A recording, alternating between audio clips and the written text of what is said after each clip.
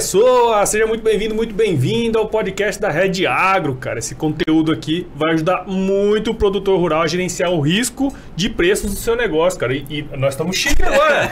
Ó, estão de bonezinho, os outros não Diretoria liberou. A diretoria liberou o recurso aí, né? E ó, pra gente que tá aqui, vai fazer esse conteúdo e como a gente pode utilizar as ferramentas de Red nesse processo todo aí de produção. E nesse episódio aqui, nós vamos falar um pouco sobre sucessão na gestão de fazendas, né? E estamos aqui junto com o Luiz Otávio Ciochetta. Falei certo, né? É Ciochetta. Ciochetta. E para falar com a gente sobre isso aqui, a gente está aqui com o Luiz Otávio Ciochetta, que é formado em processos gerenciais pelo NOPAR e possui MBA em agronegócio pela Exalc. Ele hoje é atualmente o gestor de negócio do Grupo Morena, que possui atividade de agricultura e pecuária aqui em Campo Novo do Parecis, né, cara, em Mato Grosso. Luiz, seja muito bem-vindo ao podcast da Red Agro, cara. Obrigado. Bom, e aí, meu, como é que tá? Ah, só na luta, né? Mais um mesinho, mais um episódio. Mais um episódio, agora com esse objetivo trazer um pouco o tema também da sucessão aí, com cara. gestão. E, poxa, e é bom trazer na prática, né? O Luiz Otávio aí tá passando por isso, a família, o grupo como um todo. E é um exemplo aí, uma prática, uma experiência que ele pode compartilhar no dia a dia como que é.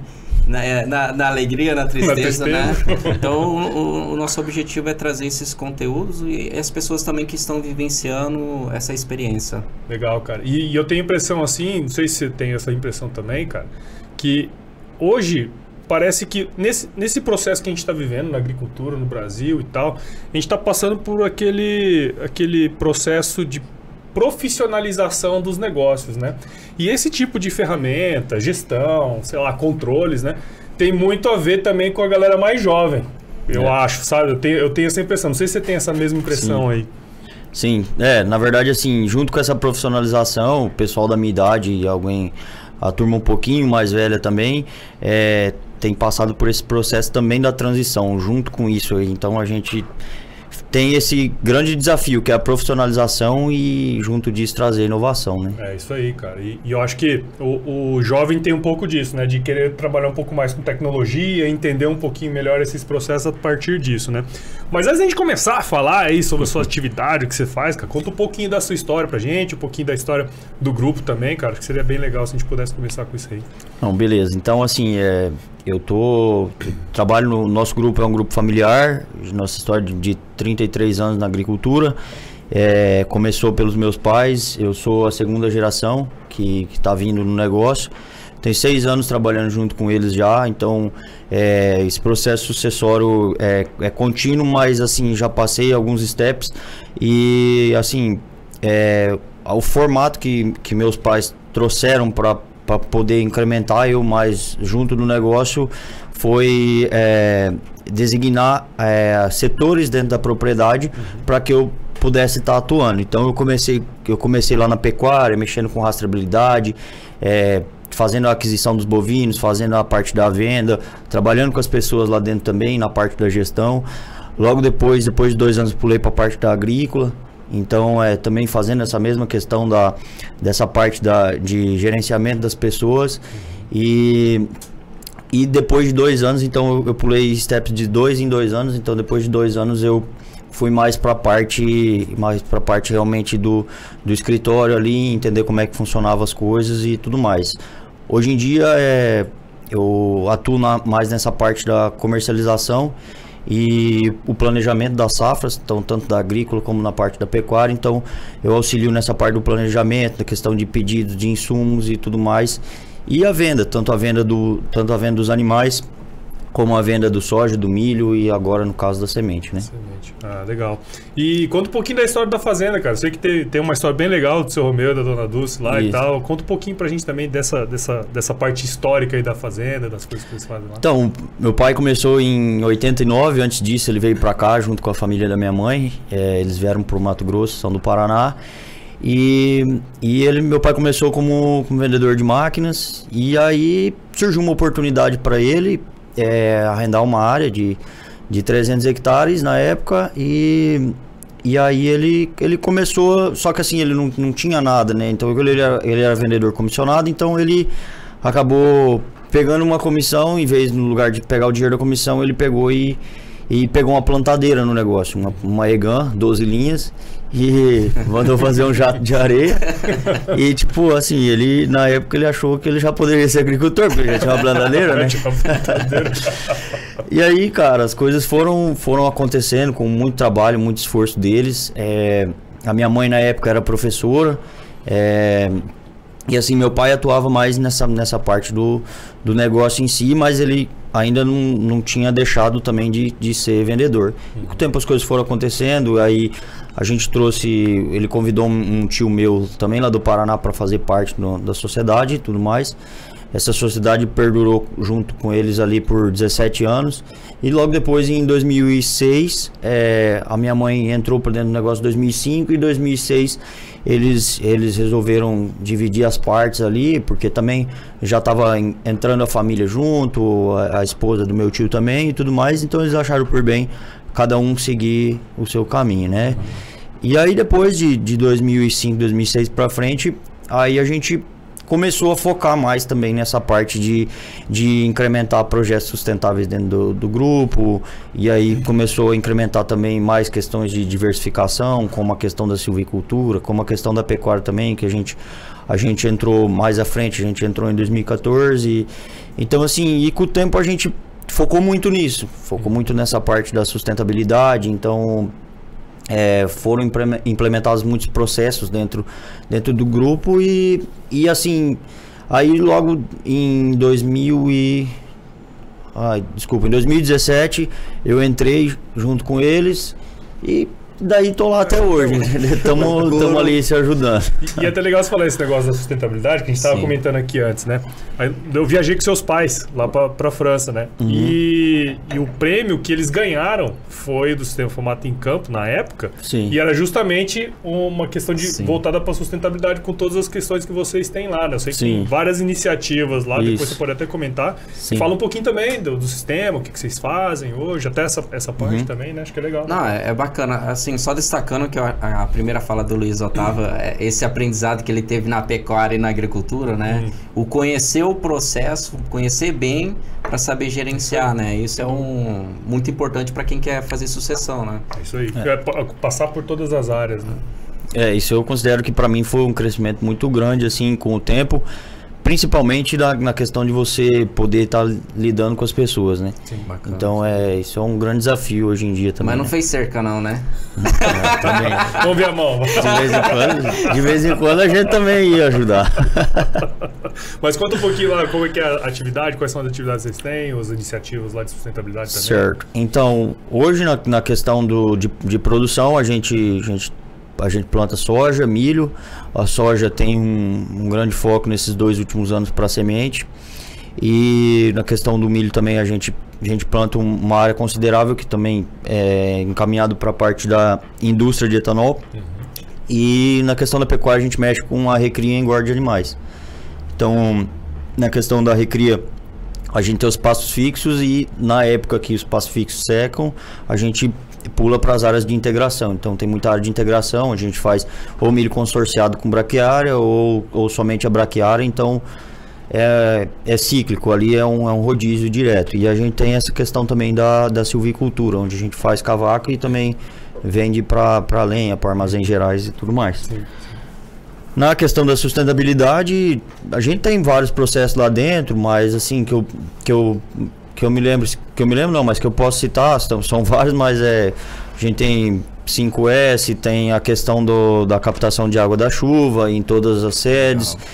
Então a gente utiliza dessa água das chuvas para as aplicações, todas as aplicações, então a gente capta. Então muito pouco dessa água captada vem de poços artesianos, porque são um total 6 reservatórios que a gente tem lá. Então acaba captando um volume interessante de águas, e o residual que sobra das aplicações a gente capta desses tanques e acaba molhando o pátio nas épocas de seca e tudo mais, sabe? E também temos a questão da parte da reciclagem em todos os setores, em todas as sedes ali, onde a gente faz a reciclagem, a coleta seletiva e encaminha, no caso, para Tangará, né, que é a cidade mais perto que o pessoal recebe. Então também temos a questão de tecnologias de aplicação para poder também a gente sempre busca trabalhar temos alguns aplicativos que nos auxiliam, mas busca trabalhar com questões de algumas vazões um pouco mais baixas, talvez, dependendo da situação, e também analisando sempre a questão da eficiência mesmo da aplicação. Cara, eu acho que no contexto geral, assim, é isso. Então, temos toda a questão de reservas. Então, hoje a gente tem, na nossa região, 35% que pode ser, que é por lei de reserva, no caso. Na nossa situação, a gente preserva 38%. Então, temos um residualzinho a mais. Legal. Bacana, hein, cara? E aí, vamos entrar no tema da sucessão, a gente já falou um pouquinho, né, cara? Bacana. E assim, esse é um assunto que sempre surge, né, nos bate-papos e tal. E o Brasil, cara, é um dos países, eu estava até vendo essa informação antes de vir.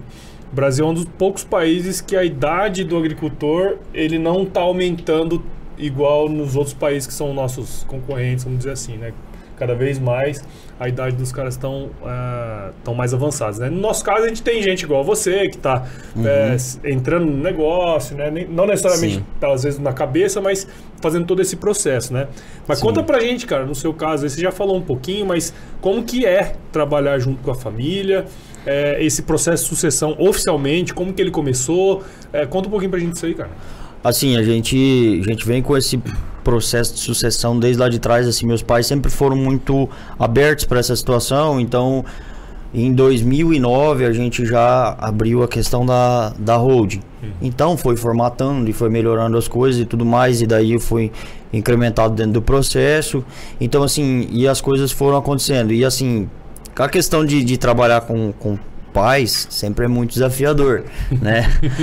Mas assim, tem os ônus e os bônus, então eu assim encaro essa situação como meus pais sempre dão muita oportunidade para mim e porque a gente tem muita gente também da família, então além da sucessão, eu como filho, eu tenho primos dentro do negócio, então no total a gente é em 9 dentro da família, que dentro do grupo que trabalha lá. Então, assim, é sempre um desafio. Você, tipo assim, ao mesmo tempo que a pessoa que tá ali é seu pai e sua mãe, no caso, é seu gestor, né? Sim. Então, assim, às vezes, tanto eles confundem um pouco o papel e a gente também.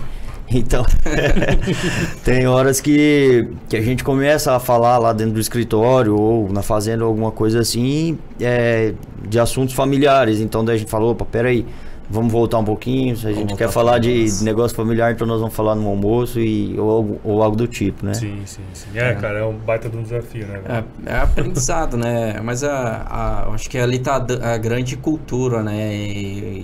E a responsabilidade que você tem sobre o negócio, né? Isso aí. É nisso que vai te fazer retornar aquele debate. O que o interessa naquele momento é o negócio, né? Falar sobre o negócio que interessa, o planejamento do negócio para aqui 10 anos, a gente quer seguir esse caminho. E lógico que tem a parte familiar. Mas o couro do Luiz Otávio já tá bem macio já. Legal, cara. E fala pra gente também, Luiz, porque assim, você falou que são 9 pessoas, né? 9. Na família que estão ali dentro. Imagina, às vezes os caras ficam brincando que é muito cacique pra pouco índio, né? Mas eu sei que tem todo um processo ali. Sim. E conta um pouco pra gente como que é feita a decisão. Por exemplo, assim, hoje você tá lá no escritório, você começou na pecuária, depois foi pra agricultura, mas como que como é que se faz para decidir onde cada um vai atuar? Tipo assim, não, eu quero atuar em tal lugar. Não, você tem que passar, tem que fazer esse caminho, ou não. Chega e você atua onde você quiser. Como que é esse processo, assim, lá dentro? Assim, apesar de a gente ter 9 da família, não é como... Talvez não é uma casa da mãe Joana, né? Mas assim, a gente tem... Os setores são todos bem divididos e quem tá lá como família, mas tem a responsabilidade e tem que entregar, tem que ter as entregas, e são pessoas que hoje são muito bem capacitadas para estar no lugar onde estão. Então eu tenho a minha prima, no caso, ela hoje é gestora de processos, no caso. Então ela que faz todo o gerenciamento dessas questões, de todas as questões de processo de RH, de processos financeiros e tudo mais. Então ela que é esse elo de ligação muitas vezes entre o gestor de cada pasta com, no caso, muitas vezes a diretoria e tudo mais. Então, assim, essas tomadas de decisões é tudo muito setorizado hoje em dia. Bacana. Então, assim, fica fácil da gente saber qual que é a função de cada um, sabe? E assim, junto disso também tem a descrição de cargos que nos auxilia também a uma hora um entrar na pasta do outro e tudo mais. Então a gente consegue discernir e trabalhar bem nisso aí. Cara, porque eu fico imaginando assim, tem algumas empresas, principalmente essas multinacionais, né? Quando o cara vai fazer um processo de trainee, por exemplo, o cara tem que necessariamente passar por todos os setores. No caso de vocês também é assim ou não? Sim, tipo, as pessoas que começaram lá atrás, elas começaram também, muitas vezes, como se fosse um trainee. Por exemplo, tem uma prima que trabalha no administrativo, então ela já começou lá de baixo e foi, no caso, desenhando e construindo a carreira dela, né? Então, junto disso, a gente também tem plano de cargo, carreira e salário, onde cada um dos colaboradores, independente se é família ou não, tem a opção de, por exemplo, eu sou um serviços gerais e um dia eu quero me tornar um técnico agrícola. Certo. Ele tem essa opção dentro do desenho de cargo, carreira e salário, que ele pode traçar esse caminho para ele. Só que, lógico, só vai depender dele, né? Então, assim, independente se é família ou não, as pessoas que estão lá estão traçando o caminho do formato que a pessoa deseja, né? Claro. Isso é importante, né, cara? Porque, imagina, você chegar e já ser o chefe, né? Vamos dizer assim, é complicado para a equipe, né? É que o pessoal, assim, eles não têm noção. Aqui no Mato Grosso, por exemplo, eu já trabalhei com propriedade rural, né? Era uma propriedade de 1.000 hectares quando eu trabalhava, hoje está 2.000. A gente tinha, por exemplo, 23 funcionários na época de safra, né? Agora, imagina, colocar 5, 6 mil hectares, você vai ter quase 100 profissionais lá dentro da propriedade. Hoje, eu acho que a Moreno está aproximadamente isso, né, Luiz Otávio? Então, imagina a quantidade de pessoas, cada um com... fazer todo esse gerenciamento não é fácil, é igual uma indústria. É uma empresa grande, né, cara? Grande. O formato que a gente desenhou, o organograma, é lógico, tem suas falhas, como todas as coisas, mas o formato que foi desenhado, o organograma, consegue ser bem discernido isso. Então a gente tem os gestores da pecuária, gestor da agrícola, abaixo de gestor da agrícola, um exemplo, tem coordenadores e, por exemplo, coordenador de aplicação e tudo mais. Então tem gestor de UBS e armazenagem. Então, assim, é tudo setorizado. Então, assim, um colaborador, por exemplo, que ele é da agrícola, ele não chega até nós, muitas vezes, tipo, porque o primeiro elo de ligação entre ele, no caso, é o gestor da agrícola, né? Então, assim, isso faz com que realmente se profissionalize o negócio e que cada um realmente possa ter tempo para tomar as decisões em cima daquilo que é atribuído o cargo, né?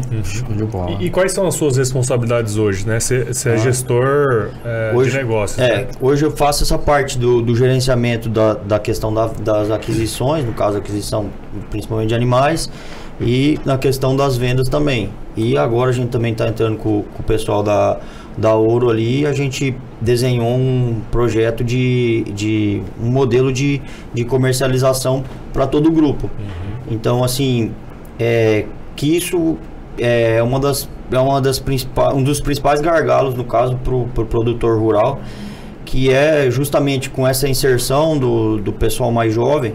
Muitas vezes a gente chega com essa gana de querer fazer e de entregar coisas diferentes e tudo mais. E sempre ficou isso muito na mão do meu pai, a questão da comercialização. Sim. E eu tô há 2 anos ali atuando junto com ele.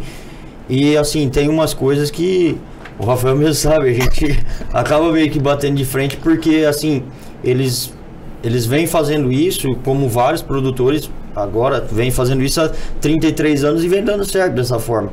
Então, assim, tem algumas coisas que é difícil de implementar, mas com essa situação desse desenho da nossa comercialização, ficou tudo muito mais fácil, porque a gente colocou a ideia dele também no papel, colocou a nossa, e a gente consegue seguir um caminho, né? Então, assim, eu atuo muito nessa parte e atuo também nessa parte do planejamento orçamentário dos setores.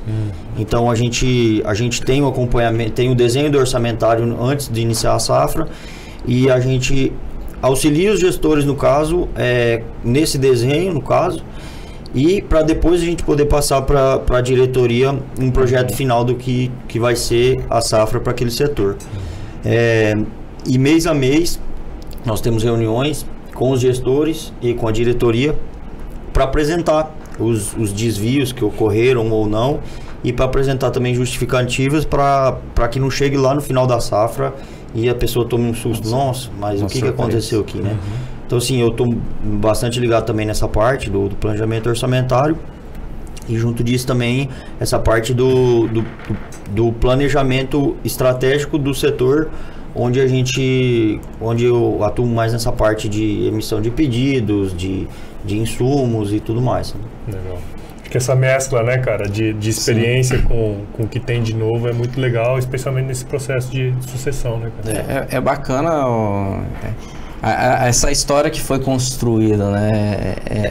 E aí o bom da sucessão é que ele dá abertura para essas melhorias, né? Agregar tecnologia, novos instrumentos de gestão, né, que vocês estão implementando agora para fazer proteção em comercialização. Então isso também é uma abertura que você está tendo, né? Poxa, quantos que estão ouvindo a gente falam, vou colocar meu pai para ouvir esse podcast.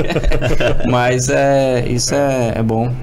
E, cara, assim, ó, a gente sabe que o negócio de vocês, cresceu, né? Seu pai começou lá atrás arrendando uma área de 300 hectares, né, cara? Então, assim, independentemente do segmento, se é fazenda, se é comércio, se é indústria, tudo que cresce dá uma complexidade maior do ponto de vista tanto gerencial, né, a parte produtiva, tudo fica mais complexo. E isso aí faz com que a gente tenha que ter uma gestão cada vez mais profissional, né, dentro desse processo.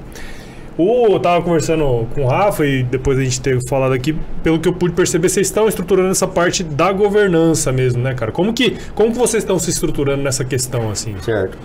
Hoje, assim, a gente tem uma parte que para tomadas de decisão macro, no caso, a gente tem o nosso conselho gestor, onde hoje são formados por 9 pessoas, tem conselheiro externo também, para nos auxiliar, e a gente também tem uma parte que é do conselho familiar. Então, porque como alguns não, uma boa parte do pessoal da família também é gestor, então a gente tem assuntos que remetem à questão financeira, à questão do desenvolvimento do negócio, e nesse conselho familiar a gente trata muito de mais assuntos pessoais, assim, entre nós, e questões de relacionamentos, algumas situações assim, para ficar tudo realmente preto no branco, para que cada um saiba qual que é a sua função, né? Então, assim, a gente tá há 2 anos aí trabalhando nessa questão de conselho, que a gente desenhou essa parte do conselho e estamos atuando ali. Então, isso trouxe para nós uma melhoria nessa questão da profissionalização, porque você também se sente valorizado, todos que estão lá, porque assim, claro, você tem o seu votinho lá para dar, no caso meu é 16%, né? Mas sempre no caso ali do pai e da mãe, do pessoal da diretoria, no caso, que eles são os presidentes ali, eles têm um voto de Minerva, que é o deles ainda. Mas assim, isso ajudou muito a gente a tomadas de decisão macro, sabe? Bacana. E a gente também poder se planejar antes de partir para qualquer investimento ou para qualquer diversificação dentro do negócio, porque antigamente era assim, cara, para não pagar tanto de imposto de renda, vamos lá comprar uma colhedeira. Chega dezembrão aí, esse produtor tá comprando colhedeira. Mas hoje em dia tá difícil comprar colhedeira, né? Não tem 2 anos para chegar. Pois é. Mas assim, então isso ajudou muita gente a profissionalizar essa questão dessas tomadas de decisão macro, para definir mesmo o rumo do nosso negócio, né? Então hoje a gente já está estruturado e trabalhando muito forte nessa questão de planejamento a longo prazo, porque longo prazo antigamente era 10 anos, né? Hoje em dia longo prazo é 5 ou menos, né? Então assim, as tomadas de decisão tem que ser muito rápidas, mas ao mesmo tempo você tem que estar planejado, né? Legal, cara. E esse lance que você trouxe, cara, que eu achei bem interessante, que é de você dividir o fardo também, né? Sim. Porque quando você tem um conselho, que você vai pegar conselhos com eles, o próprio nome já diz isso, né? Na verdade, você está dividindo a responsabilidade, porque se fosse você tomar a decisão sozinho, né, e na verdade quando você toma decisão com várias pessoas, você divide a responsabilidade, acho que fica até mais fácil de você tocar um negócio como esse, né, cara? Sim, verdade. Com certeza. E as melhorias, né? A troca de ideias ali, a abertura também. Possivelmente esses conselhos, os conselheiros que estão ali presentes são pessoas que vocês querem por perto também, que fazem parte dessa história. Então, possivelmente eles vão estar ali brigando e lutando pelo melhor do grupo. Não, e assim, meu pai e minha mãe, eu considero que eles são muito abertos para essa situação e assim, eles querem mesmo a gente. Quando eu me remeto a gente é porque assim, junto desse processo sucessório vem meus primos e no caso minha irmã também está conosco hoje. E eles querem mesmo que a gente evolua e que a gente, tipo assim, com o tempo eles querem e talvez ficar mais fazendo parte desse conselho e tudo mais, entendeu? Então assim, eu sou muito grato a eles por essa oportunidade que eles estão me dando, sabe? Sim. Eles têm que descansar também, né, velho? Com certeza. Já foi muito tempo em cima ali, né, cara? Mas uma coisa até que você comentou, né, que você já estava trabalhando com o pessoal da Red Agro aí, é que dentro dessa questão da organização que vocês estão fazendo, da governança e tal, essa política de preços, né? Essa implantação da política de comercialização, na verdade, do planejamento da safra. Quer dizer, você trabalha todo o planejamento, né? Que você comentou fazendo e também você trabalha na comercialização desses produtos. Como vocês estão estruturando essa política, cara?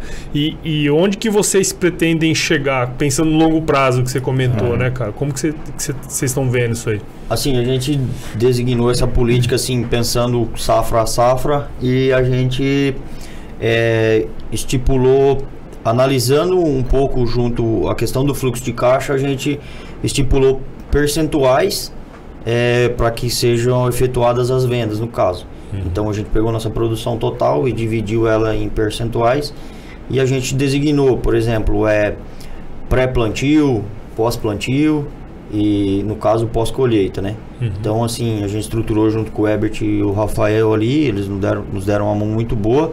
E a gente tem ali junto com o Herbert, no caso que ele mora em Tangará, essa questão do acompanhamento mensal.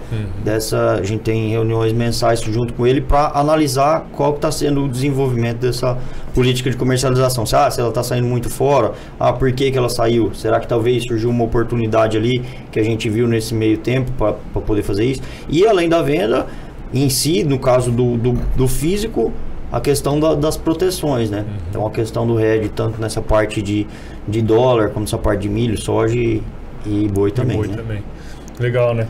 Vai muito em linha com o que a gente falou nos primeiros episódios, né, cara? Com certeza. Igual, assim, a política, ela vem para deixar claro, né, as suas tomadas de decisões, para você não ser emotivo, para você ser racional pensando no negócio. Então, depois que desenha a política, o acompanhamento você consegue controlar de fato ali as variáveis de mercado. E uma coisa assim que ficou muito legal com esse desenho da política é que assim, o Rafa e o Herbert lá me mandavam muitas vezes cotações durante o dia e eu lá acompanhando o mercado. Às vezes talvez meu pai não estava muito focado naquele dia, naquela situação, e eu chegava, opa, aqui, nós temos uma proteção para nós fazer aqui, cara, eu acho que tá boa, não sei o que e tal, sabe? Era muito assim, de momento, sabe? Sim. Então assim, isso trouxe uma padronização melhor, porque assim, agora a gente já sabe, poxa, então se a gente vendeu lá 20% da nossa produção e talvez tenha uma possibilidade, que no caso da questão do milho mesmo, que está acontecendo agora, que é um mercado que está um pouco mais assim, que a gente está enxergando uma oportunidade. Então assim, cara, talvez, por que não a gente fazer uma put ali do milho, de uma parte do milho, beleza, uma parte do físico a gente travou, conseguiu um preço legal, interessante para nós, no nosso caso, fechou o nosso custo. Tá, e daí? E o restante? O que nós podemos fazer? Então, tipo assim, pensar em estruturas assim, e legal que isso tá escrito lá dentro, e inclusive também já reservamos uma parte do orçamentário também já, justamente para essa conta, entendeu? Então, assim, a gente tem um valor que a gente pode gastar com isso, que já tá planejado, né? Já tá planejado. Isso. É bacana. Falou muito bem o Luiz Otávio na parte de planejamento, porque assim, na agricultura, se você tem uma aplicação de fungicida para fazer, atrasou 1 dia, 2 dias, o produtor fica louco, né? Não tá entrando máquina em decorrência de chuva, vamos tomar uma decisão de entrar com o avião, né? Sim. E a hora que você leva para essa prática também, esse comportamento para comercialização, aí fica bem claro a política, né? A finalidade da política, deixa muito bem claro. Eu tenho que tomar decisão, o que eu posso fazer? Legal, cara. E dá a clareza, né, cara, de você tomar a decisão e saber que tá amparado, né? Por uma política, por tudo isso aí. Eu acho que isso aí é bem legal. E o que você falou, cara, vai muito de encontro que a gente comentou nos primeiros episódios. Porque os primeiros episódios do Red Agro Podcast foi ensinar, né? Mostrar como os conceitos e tal. E eu acho que até o episódio que a gente gravou com o Ismael também deu pra ver essa mesma pegada, né, cara? Que se você tem um planejamento bem feito, pô, depois é seguir o plano e surgiu oportunidade ou não, a gente vai lá e executa, né, cara? Não que o planejamento não possa ser mudado, né? Claro. Pode mudar de toda hora, né? Então ele serve ali como se fosse um direcionador, né? Sim, sem dúvida, cara. Muito legal, eu achei muito bacana esse episódio. O cara virou podcaster já, tava com medo na hora que chegou. Você roubou e a dona Dulce, olha, tem que colocar lá, gestor de negócio e gerador de conteúdo também. Ô, Luiz, queria agradecer, cara, obrigado. Você por estar aqui com a gente, cara, participar aqui do nosso podcast. Achei que foi bem legal ver, né, essa evolução sua também, né, cara? Já são 6 anos, você comentou, trabalhando no negócio, né? Mas já tá ali já há mais tempo, né? Vendo, entendendo. E esse processo de sucessão, trazer essas ideias novas, eu acho super legal, cara. E foi super bacana ter você aqui, para você contar um pouco da sua história. E espero que você que esteja aí do outro lado, ouvindo ou vendo esse episódio aqui, espero que você tenha entendido um pouquinho mais também, né? Como estruturar esse processo sucessório, como fazer um bom planejamento, como seguir a cartilha ali, né? Depois que o planejamento tá feito. Então, muito obrigado por você ter participado aqui com a gente. Parabéns lá pelo seu trabalho, bicho. Muito obrigado, também fico grato por essa oportunidade. Nunca tinha surgido uma situação dessas pra mim. Eu falei, Rafa, mas cara, por que você me escolheu? Porque eu não sei falar direito, essas coisas assim, sabe? Eu fico meio sem graça. Mas assim, foi legal. E é igual você falou, né? Mas já acabou. Aí, tá vendo? Eu falei pra você. E cara, como que quem tá ouvindo aqui, se é que tem como, mas como que o pessoal que tá aqui ouvindo pode seguir seu trabalho, seguir o Grupo Morena também, né, cara? Nós temos o Instagram, né? Grupo Morena Oficial, e no caso é Luiz Otávio Ciocheta também, me acha lá no Instagram e fico à disposição aí também do pessoal que estiver ouvindo e quiser entrar em contato com o Rafael ou direto comigo também. Show. Eu estou à disposição aí. A gente, um dos nossos valores é inspirar e incentivar pessoas, né? É isso aí, cara. Então, assim, a gente leva muito isso com nós e a gente é super aberto aí pra poder contribuir com o pessoal. Show de bola. Ei, mais um episódio top, hein, velho? Caramba. Tá louco, hein? Bom, agradecer o Luiz Otávio, né? Conseguiu aí um tempo para falar conosco. Agradecer também o seu Robel, a Dulce e toda a equipe também do Grupo Morena, que são pessoas aí que é isso que ele falou, eles buscam inspirar. Então, se é para inspirar, vamos trazer o pessoal que entende, né? Que é o Grupo Morena. E agradecer você também, né, cara? Vamos lá, né, velho? Mais um, né? Se eu chamo no sábado, domingo, de noite, madrugada, você responde. Agradeço aí por apoio aí. De trabalho igual o guarda noturno, filho. O negócio é violento. E ó, e pra você que ouviu esse podcast até agora, cara, ouviu a gente aqui, tenho certeza que você viu o valor em tudo que a gente conversou aqui, tudo que o Luiz trouxe pra gente, né? O Rafa aqui também. Então, considere compartilhar esse episódio com alguém. O podcast ele cresce na medida em que você participa junto com a gente aqui dentro desse processo. Siga o podcast da Red Agro lá no seu agregador de podcast favorito. Acompanhe também os episódios no Agro Resenha. Siga a Red Agro lá nas redes sociais. Basta buscar lá por @RedAgro. Red escreve HEDGE, Agro, tudo junto. No Instagram, Facebook, LinkedIn, YouTube. E visite o site da Red Agro também, no www.redagro.com.br. Entre em contato lá com a equipe, falei com o Rafa, com a turma toda lá, com o Eber também que teve aqui. Mas é bom de prosa. Os caras são bons de conversa, filho. Então, tenho certeza que eles vão poder te ajudar aí a proteger o seu legado e o legado da sua família também. Tá certo? Turma, muito obrigado. Tudo de bom pra vocês. E se chover, não se molhar a horta, não, tá bom? Show de bola. Valeu, gente. Bom demais, gurizada. Bom demais, bom demais.